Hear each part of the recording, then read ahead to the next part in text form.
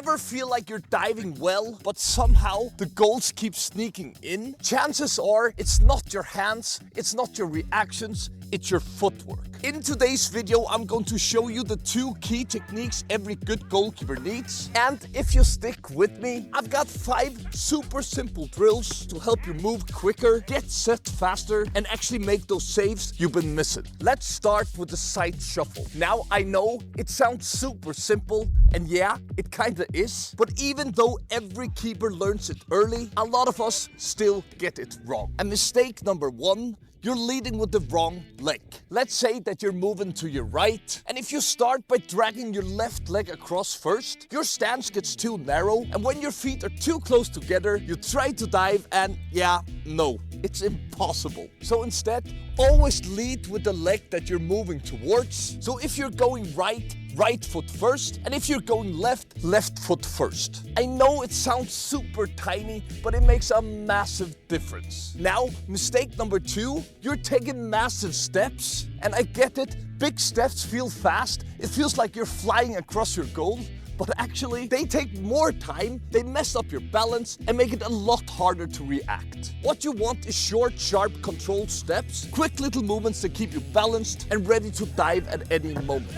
And mistake number 3, you're shuffling non-stop. If you're always moving from side to side, it feels like you're ready, right? Always ready to react, always ready to dive, but in reality, you're never ready because you're never in your set.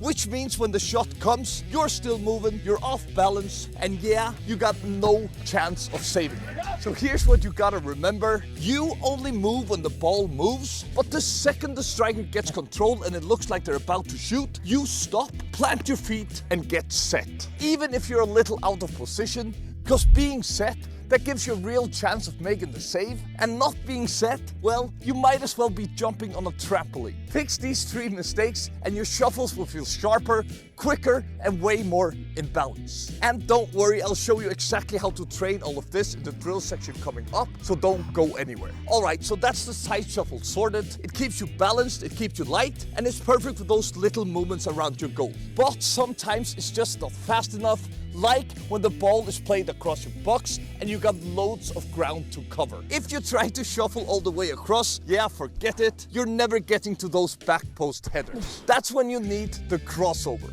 And yeah, I know you probably heard it before, never cross your legs. Same, that's what I was told too, and it's true. If you use it the wrong way, the crossover will absolutely mess you up. But if you use it the right way, it's the fastest way to fly across your goal without losing your balance. So let's break it down. And the first mistake is simple, you're running. The ball gets played across, you panic, and now you're sprinting like you're chasing the school bus, but then the striker shoots, your body's twisted, your weight's all over the place, and you end up diving into your own net. And even if you do get a hand on it, it's already too late because it's past the line, and that doesn't help much, does it? So here's what to do instead. As soon as the ball is played across and you see you can't cut it out, turn your head quick, see what's happening inside your box, then open up your hips back towards your line so you're ready to react to the cutback. And if you see the ball is heading towards the back post, that's when you use your cross steps. Big, quick crossover steps, shoulders facing the ball. That way you're covering ground fast, but you're still balanced, you're still in control, and you're ready to stop, get set, and dive either way before the shot comes. By the way, if any of this makes any sense so far, check out my ultimate self-training program in the description below. It has more solo training drills than you can imagine. But for now, let's just get back to the video. Now, mistake number 2, you're overusing it. And I get it, once you feel how fast it is, you want to use it all the time. But that's the problem. If you're crossing your legs every time the ball moves, you're never set, you're never balanced. And if the striker shoots while you're in the middle of it, you got no chance of reacting. So here's how I think about it. If there's a lot of space to cover, like a deep back post cross, or when your post is wide open and the striker's lining up for an easy tap-in, that's when you explode with your crossover steps. But if the ball is close and the striker can shoot at any second,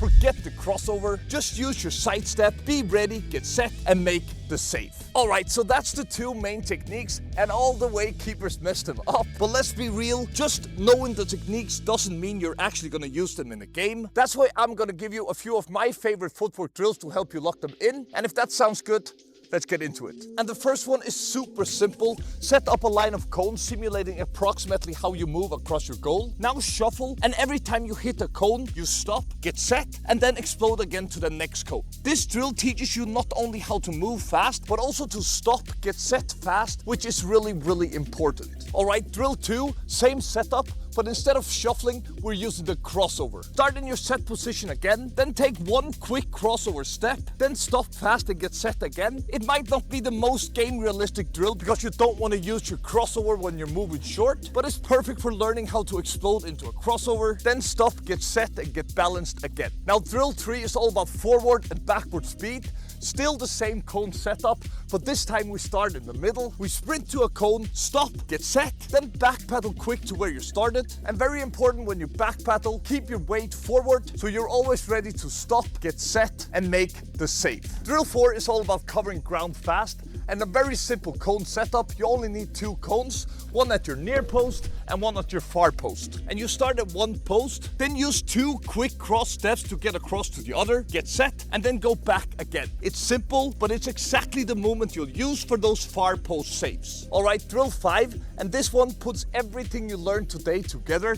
Set up 4 cones across your goal. Use your shuffle to the first cone and back. Then use 1 crossover step to get to the next. And then finish with 2 crossover steps to the last cone, just like in the last drill. This one mixes short movements with longer ones, just like in a real game. And it trains you to switch smoothly between shuffles and crossovers without losing your balance. But here's the thing, you can have the best footwork in the world, but if a cross comes in and you don't know where to stand, you're done. So in this next video, I'll show you exactly how to deal with those crosses.